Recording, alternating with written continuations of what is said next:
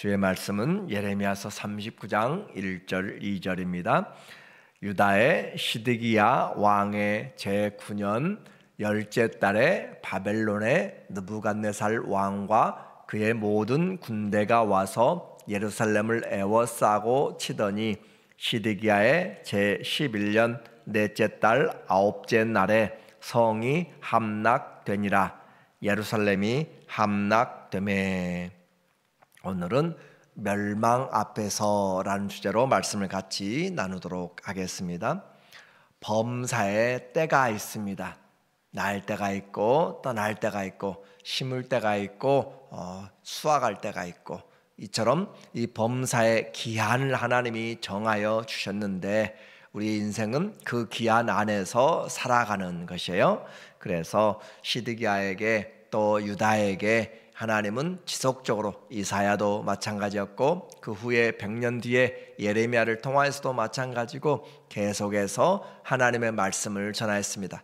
예레미야는 40년 동안 하나님의 말씀을 전하면서 회개하라, 심판을 받지 아니하거든 회개하고 하나님께 돌아오라 라는 목소리를 외쳤어요. 그러나 그 말씀이 항상 그들에게는 하나님의 불필요한 그런 잔소리로 들렸습니다. 바벨론의 군대가 3번씩이나 605년에 그리고 597년에 그렇게 벌써 2번이나 쳐들어왔지만 그들은 여전히 하나님의 말씀을 무시하고, 그리고 이제 그 마지막 때가 되어서 588년에 하나님이 그 성을 다시 한번 3번째 바벨론의 왕의 손을 빌려서 침략하고 있는데, 불행하게도 이때는 마지막 침략이었고 마지막 멸망의 시간이었습니다. 그러므로 유다 나라가 다윗 이후로 400년 만에 멸망을 당하게 되는, 작별을 하게 되는, 역사에서 사라지게 되는 그런 시간이 되게 된 것이에요. 기회는 오늘입니다. 그리고 기회는 하나님의 말씀을 들을 때고, 기회는 내가 살아있을 때가 기회다라고 그렇게 말해요. 그래서 산 개가 죽은 사자보다 나음은 그가 죽을 줄을 알기 때문이라는 것을 우리는 알게 됩니다. 우리는 살아있을 때 죽음을 준비할 수 있고, 살아있을 때 영생을 준비할 수 있고, 살아있을 때 하나님의 나라를 준비할 수가 있습니다. 우리의 삶이 다 끝나면 그 삶에 대한 평가로 영원히 이어지게 되는 것이기 때문에 우리를 바꿀 수 있는 것, 우리의 삶의 영원한 것을 바꿀 수 있는 것은 바로 지금이다라고 하는 거죠. 이제 그렇게까지 멸망을 또 심판을 예고했던 그것이 끝나고 39장부터 45장까지, 예레미야 39장부터 45장에서는 이미 멸망당한 성 예루살렘의 함락과 남아있는 생존자들의 운명에 대해서, 그들의 삶에 대해서 이야기를 하고 있습니다. 그래서 1절에 보게 되면 유다의 시드기야 왕의 제9년 그렇게 쓰고 있어요. 유다의 시드기야 왕의 제9년 열째 달 기원전 588년입니다. 바벨론의 느부갓네살 왕과 그의 모든 군대가 와서 예루살렘을 에워싸고 치더니, 시드기야의 제11년 586년이죠. 기원전은 거꾸로 올라갈수록 더 오래된 거죠. 그래서 넷째 달 아홉째 날에 성이 함락되니라. 이 한마디에, 이 한 구절에 유다의 역사가 다 그 속에 들어가 있어요. 이제까지 예언이 다 들어가 있습니다. 넷째 달 아홉째 날에 성이 함락되더라 라고 그렇게 표현해요. 그래서 예루살렘이 함락되매, 그 마지막 수도였고 끝까지 저항했던 1년 6개월에 또 종교력에 따라서 약 2년에 거쳐서 그렇게 그들이 항거했던 그것이 끝나게 되었습니다. 바벨론의 왕은 이렇게 유다의 마지막 왕 20번째 왕 시드기야 왕의 그 시간에 쳐들어와서 그들을 마지막 그들의 삶을 끝내게 됐는데, 전쟁에서 패하게 되면 모든 것이 바꿔지게 됩니다. 그래서 예루살렘의 그 중문에 누가 앉아 있었는가? 그 사람들이 이 3절에 보게 되면 예루살렘 중문에는 유다의 바벨론의 장군들이 앉아서 그들이 이제 그 모든 성들과 사람들을 심판하기 시작하는 것이죠. 적군이 들어와서 수도의 한가운데 앉아있다라고 하는 것은 패망한 나라의 모습을 보여주고 있습니다. 그리고 왕은 이제 밤에 야반 도주를 하게 되었고, 그리고 그렇게 아라바로 요단강 쪽으로 도망갔지만 이내 잡히게 되었습니다. 4절에 보게 되면 유다의 시드기야 왕과 모든 군대가 그들을 보고 도망하되 밤에 왕의 동산길을 따라 두담 샘문을 통하여 성읍을 벗어나서 아라바로 갔더니, 우리는 이렇게 기록된 걸 통하여서 지금 이 시간에 있지만 2600년 전에 그 밤에 그리고 그들이 도망가는 그 환경들을 볼 수가 있어요. 적들을 피하여서 도망가는 왕의 그 모습들. 그러나 갈대아 군대가 그들을 따라잡아서 여리고 평원에서 시드기야에게 미쳐 그를 잡아서 데리고 하맛 땅 림나에 있는 바벨론의 느부갓네살 왕에게로 올라가매 왕이 그를 신문하였더라. 왕이 그를 신문하였다. 패자는 말이 없습니다. 100가지 1000가지 이야기를 해도 할 말이 없는 것이에요. 유다의 귀족들은 죽임을 당하였고, 시드기야의 그 왕 앞에서 귀족들이 죽임을 당할 뿐만 아니라 왕의 아들들도 죽임을 당하게 되었습니다. 그리고 7절에 6절에 보니까 바벨론의 왕이 림나에서 시드기야의 두 눈앞에서 그의 아들들을 죽였고, 왕이 또 유다의 모든 귀족들을 죽였으며, 왕이 느부갓네살 왕이 또 시드기야의 눈을 빼게 하고 바벨론으로 옮기려고 사슬로 결박하였더라.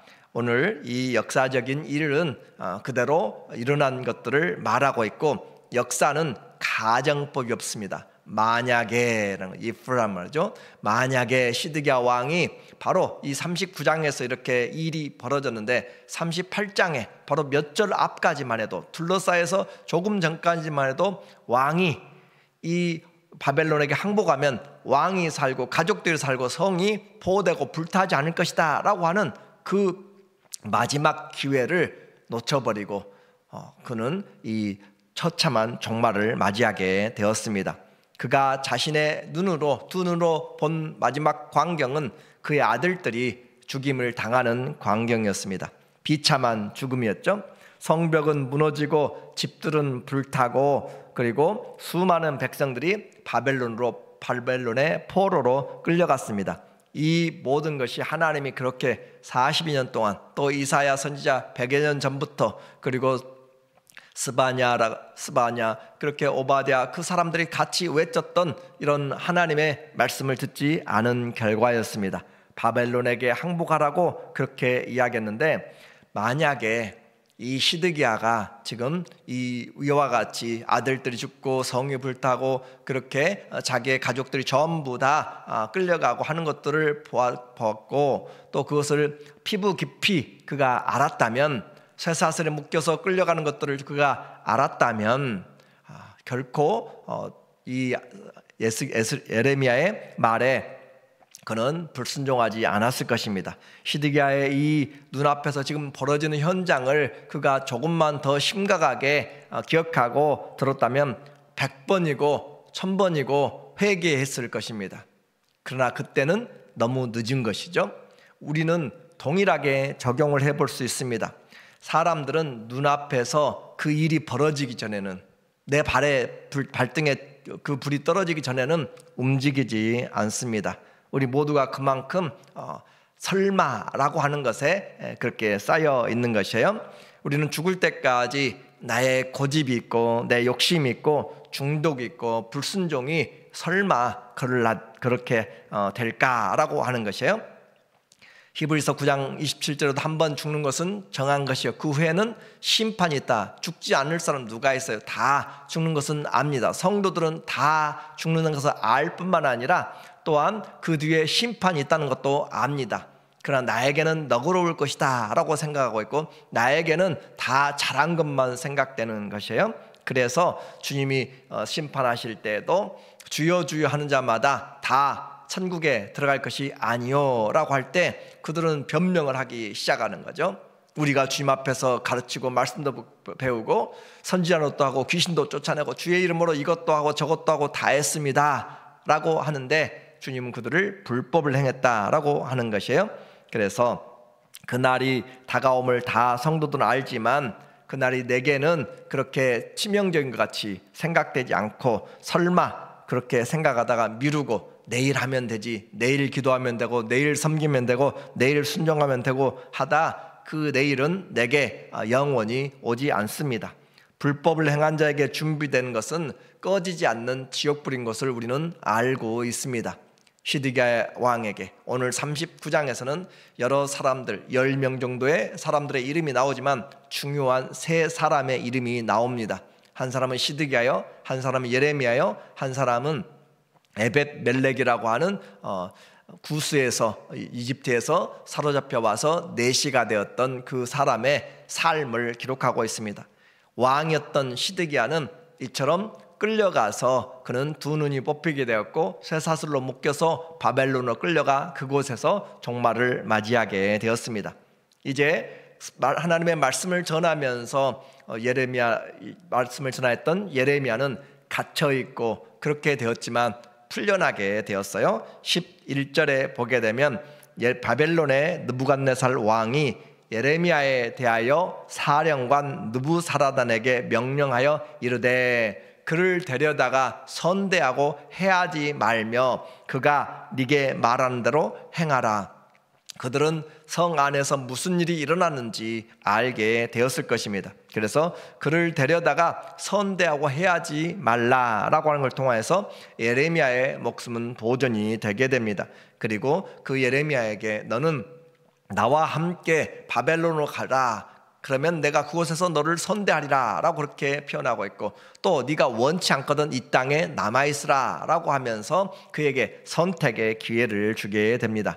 하나님의 말씀을 대언한 이 예레미야는 아히감이라고 하는 아히감의 아들 그다랴에게 맡겨졌어요. 그다랴는 임시 총독으로 전쟁 후에 그 상황을 정리하는 그런 그 총독에게 맡겨지게 되었습니다. 그래서 예레미야가 환상에 보았던 아주 극히 좋은 무화과 한 광주리는 이미 이 시간 전에 그리고 597년 2차 때 바벨론으로 포로로 잡혀간 사람들이었고 그리고 또한 광주리 극히 보기 싫은 보기 안 좋은 썩은 그런 먹을 수 없는 무화과는 성에 남아있던 사람들이었는데 그들은 이제 바로 그렇게 끌려가게 되었고 전쟁을 경험하게 되었어요. 하나님의 말씀이 이렇게 반드시 성취됩니다. 포로로 끌려간 사람들 또 남아있는 사람들 시간이 날아갔습니다. 하나님의 생각과 우리의 생각은 다릅니다. 우리는 이렇게 했으면 좋겠다라고 생각했는데 내 인생은 이렇게 될 것이라고 했는데 결코 사람의 손에 달려있지 않습니다. 하나님의 구원의 손길은 예레미야를 이제 그 물 없는 구덩이에서 끌어내었던 종 에벳멜렉에 향하고 있습니다. 17절에 보니까 예레미야의 여호와의 말씀이니라. 하나님이 예레미야가 지금 이 갇혀 있을 때 이미 말씀을 임하였고 그러므로 이 본문의 내용은 그 뒤에 부분이 시드기야 왕이 멸망하기 전의 내용이에요. 그래서 여호와의 말씀이니라. 내가 그날에 너를 구원하리니 이것은 바로 에벳멜렉이라고 하는 종에게 하나님께서 예레미야를 통하여서 주신 말씀이에요. 네가 그 두려워하는 사람들의 손에 넘겨지지 아니하리라. 내가 반드시 너를 구원할 것인즉 네가 칼에 죽지 아니하고 네가 노량물 같이 내 목숨을 얻을 것이니 이는 네가 나를 믿었음이라 여호와의 말씀이니라 하시더라 라고 하면서 하나님이 지금 에벳멜렉 이 예레미야를 감옥에서 끌어낸 그 사람 그는 이방인이었어요. 그리고 와서 내시가 되어서 왕을 시종하고 있는 사람인데 그가 하나님을 믿었습니다. 우리는 구원을 볼 수가 있어요. 유대 민족들 언약 백성이라고 했고 할례도 받았고 말씀도 있고 여러 가지 절기도 지키는 그 사람들을 지금 패망하고 끌려가고 죽임당하고 심판을 당합니다. 그러나 이방인인 이 에벳멜렉 그에게 지금 내가 너를 그날에 구원하리니 라고 하면서 내가 너를 반드시 구원할 것인즉 하면서 구원을 얻게 됩니다. 이방인이라고 구원받지 못하는 것이 아니고 유대인이라고 구원받는 것도 아니고 누구든지 믿는 자가 구원을 얻습니다. 우리에게 그 어떤 것도 자랑할 수가 없고 하나님을 믿는 자, 그러므로 우리에게 믿음은 행함으로 증명되는 것이에요. 그는 자기의 목숨을 걸고 또 사람들이 다 반대하는 그 일에 예레미야를 가두었지만 그러나 시드기야에게 가서 그 예레미야를 꺼내달라고, 죽이는 것은 합당하지 않다라고 그렇게 네시가 이야기를 한 것이죠. 하나님이 그 모든 삶을 지켜보십니다. 우리의 삶 그냥 지나가는 것 같고 보잘것없는 주부의 이야기 같고 학생 이야기 같고 어린아이의 삶 같지만 레갑 자손의 일들을 하나님이 다 보고 계신 것처럼 우리의 인생을 다 살펴보시고 필요한 대로 하나님이 일하시면서 말씀하는 것이에요. 그러므로 하나님이 삶을 살피고 있기 때문에 환난 날, 그날에 두 가지 장면이 나타난다고 그랬어요. 그날 심판의 날, 주의 말씀을 따르지 않는 자들에게는 심판으로 그렇게 맞이하게 되는 것이고, 주님을 따랐던 자들에게는 구원의 기쁨의 날이 되어지는 것, 동전의 양면과 같이 그날 심판의 날이지만 그날 구원의 날이 이루어지게 되는데 우리는 어느 편에 설 것인가 라고 하는 것을 말하고 있습니다. 환난 날에도 주님을 부르는 자들, 고난 중에도 주님을 부르는 자들에게 하나님이 큰 힘이 되시고 우리를 도와주십니다. 지금이 우리에게 기회라고 그랬고, 구원은 믿음으로 얻는다는 사실을 말해주고 있어요. 오늘 39장은 유다의 마지막 패망의 장면을 말해주고 있습니다. 불순종의 결과, 그리고 마지막까지 기회를 주었지만 그 기회를 잃어버린 자들의 비참한 종말을 우리에게 보여주고 있습니다. 성경은 이 모든 것들이 믿는 자들을 위해서 기록됨으로써 주의 말씀을 읽는 자에게 교훈과 책망과 바르게 함과 의로 교육하기에 유익할 뿐만 아니라 우리를 하여금 기록된 말씀으로 우리에게 인내로 소망에 이르도록 그렇게 말씀을 우리에게 주셨어요. 그러므로 우리는 이 사실을 통하여 우리도 그날 주님 앞에 설 날을 보고 살아야 되는 것이에요. 그날 섰을 때는 이미 다 모든 것이 끝나게 된 것입니다. 그날이 되기 전에 우리가, 그날이 바로 문 앞에 이미 와 있는데 그날이 되기 전에 우리의 삶에서 하나님 앞에 우리의 삶이 드려져야 되고 우리 몸을 하나님이 기뻐하시는 거룩한 산 제물로, 그래서 말이나 일이나 무엇을 하든지 예수의 이름으로 하게 되고 또 할 수만 있으면 섬기는 자가 되어서 그리스도가 전깃게 되도록 그렇게 하는 삶이 정말을 우리의 삶을 영생의 터를 쌓아가는 것입니다. 멸망 앞에서 지금이 바로 구원의 날인 것을, 은혜 받을 만한 때인 것을 알면서 주님 오늘도 내가 섬기는 자리에 있게 해주시고 오늘도 그리스도로 옷 입고 주님이 원하시는 삶을 살게 하시고 악한 일에 시간을 쏟지 말고 나쁜 일에 악인들과 함께 그 길들을 행하는 것이 아니라 주님께 구별된 자로 하나님의 선하시고 기뻐하시고 온전한 뜻이 무엇인지를 분별하여서 주님 오늘도 주님이 드러나는 시간, 그리스도의 편지가 되고 향기가 되고 또 주님이 원하시는 그런 선한 일에 선한 선으로 악을 이기는 그런 놀라운 기회가 되는 삶이 되시기를 예수님의 이름으로 간절히 축원합니다.